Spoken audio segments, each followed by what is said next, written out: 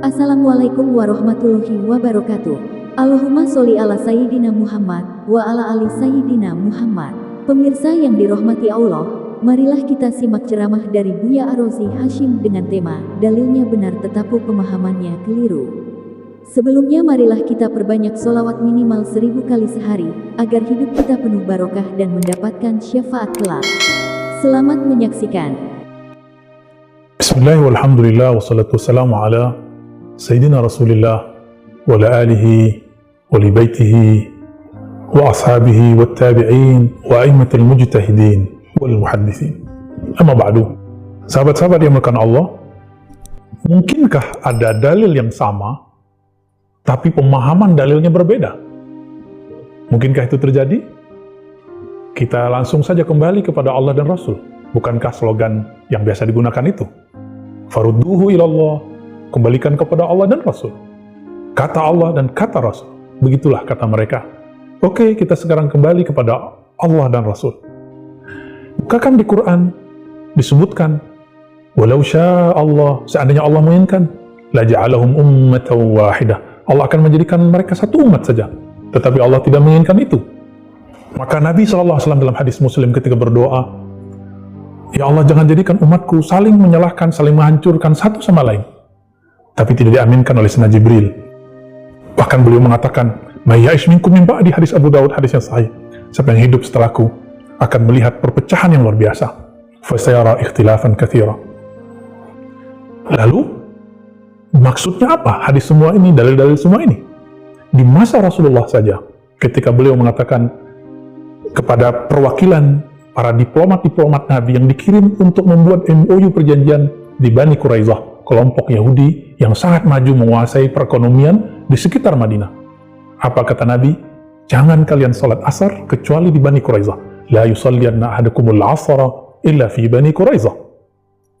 Hadis ini sahih Bukhari dan juga sahih Muslim. Apa yang terjadi di tengah jalan? Mereka berdebat ketika matahari mulai terbenam. Mereka belum sampai dan belum salat asar. Satu kelompok sahabat sholat di tengah jalan, lalu disalahkan oleh kelompok yang kedua yang mengatakan, kalian melanggar sunnah Nabi. Nabi mengatakan tidak boleh sholat kecuali di Bani Quraizah. Tapi yang pertama mengatakan, bukan itu maksud Nabi. Bergegaslah kamu berangkat sehingga kamu dapat sholat di Bani Quraizah. Bayangkan, lafaznya sama. Dan itu sahabat-sahabat mulia, afdalun nas ba'dan Nabi. Orang-orang mulia langsung setelah Nabi. Yaitu ashabun Nabi, sahabat-sahabat Rasulullah SAW. Kita ahlu sunnah sangat mencintai sahabat-sahabat Rasulullah dan selalu mengatakan radhiyallahu anhum. Semoga Allah meridhai mereka, karena memang Allah sudah meridhai mereka. Mereka telah memberikan contoh kepada kita satu dalil dari Nabi, mereka berbeda. Akhirnya sekelompok sholat di tengah jalan, sekelompoknya terus dan sholat asarnya ketika maghrib telah masuk. Esok hari selesai MOU dibuat dengan pemimpin Bani Quraizah. Lalu kemudian mereka balik ke kota Madinah. Sampai di kota Madinah, kelompok yang kedua merasa dirinya benar karena mengamalkan teksnya Nabi langsung. Tidak usah ikut makna yang lain, langsung teksnya Nabi. Jangan sholat asar kecuali di Bani Quraizah. Mereka dengan bangga datang kepada Nabi dan mengatakan, wahai Rasulullah, itu kelompok yang pertama, mereka tidak mengikuti sunnahmu. Mereka sholat asar di tengah jalan, bukan di Bani Quraizah. Apa kata Nabi? Mereka benar. Kami, wahai Rasulullah, sholatnya di Bani Quraizah, tapi sudah lewat maghrib. Sholat asar, tapi di waktu maghrib. Apa kata Nabi? Asabta sunnah. Kamu telah mengikuti teksnya sunnah. Berarti ada dua macam kebenaran, tapi menggunakan kata asaba. Asaba yusibu, ya, isabatan atau musibah.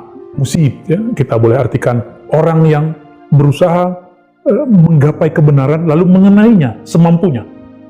Itulah kebenaran yang disebut kebenaran ijtihadi, kebenaran hasil ijtihad, hasil kontemplasi, hasil renungan, hasil penggalian dari suatu teks.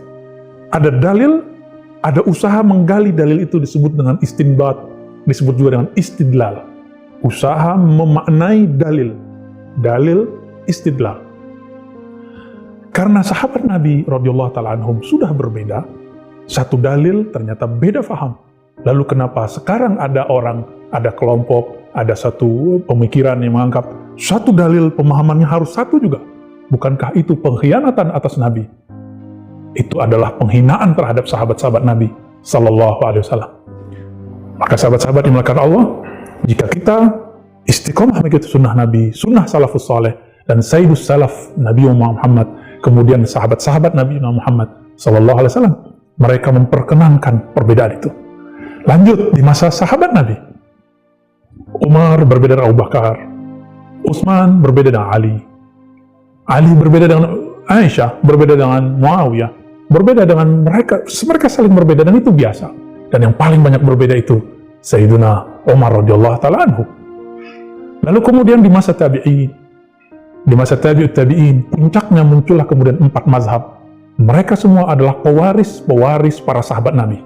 Jika mengerti ilmu silsilah, ilmu sanad, Imam Abu Hanifah bersanad kepada Ibn Mas'ud. Imam Malik bersanad kepada Anas, kepada Aisyah, kepada Sa'id bin Musayyab, tabi'in. Imam Syafi'i juga ke sana, tapi juga jalur yang lain yang dia temui dari jalur ulama Baghdad, Yaman, dan lain sebagainya. Ada lagi satu imam, Imam Laits, tapi beliau wafat sebelum mazhabnya berkembang luas. Beliaulah yang menyokong mazhab Imam Malik. Karena sokongan beliau itulah akhirnya Imam Syafi'i kemudian mengadopsi sistem berpikirnya Imam Laits. Maka mazhab Imam Syafi'i adalah warisan ajaran sahabat Nabi tabi'in yang kemudian diformulasikan oleh Imam Malik, Imam Laits. Jadilah itu mazhab Syafi'i. Ada juga mazhab muridnya Imam Ahmad. Ada juga mazhab sahabat Imam Ahmad, Ishaq bin Rahawayh. Ada mazhab Abu Thawr yang kemudian mereka lebur dengan imam-imam tersebut. Dan masih banyak mazhab-mazhab yang lain. Mereka sepakat untuk tidak sepakat. Satu dalil, ada 4 mazhab. Lalu kenapa di zaman yang bukan zaman salaf? Mereka hidup di zaman salaf. Ulama salaf sepakat untuk berbeda, memahami satu dalil. Pemahamannya berbeda dengan apa yang kita pahami. Kenapa hari ini kita memaksakan orang sama dengan kita? Mari hargai perbedaan, bahwa satu dalil bisa dipahami dengan banyak pemahaman. Bukan karena orang yang berbeda dan kita salah, tapi mungkin kita yang salah paham. Sallallahu ala Nabi Muhammad. Assalamualaikum.